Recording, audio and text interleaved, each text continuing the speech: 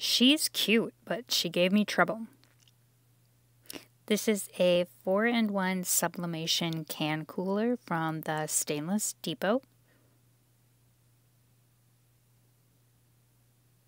I used this hot cocoa UV wrap from Gracefully Created.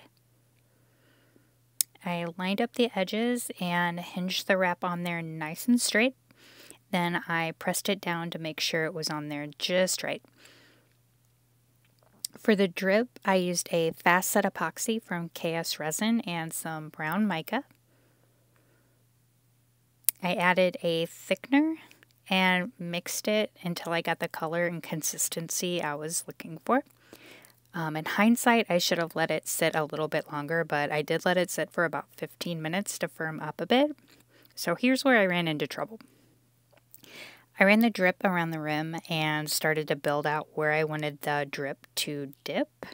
I dropped some epoxy on the paper under the cup, and I ended up with some resin on the bottom and the side of my cup.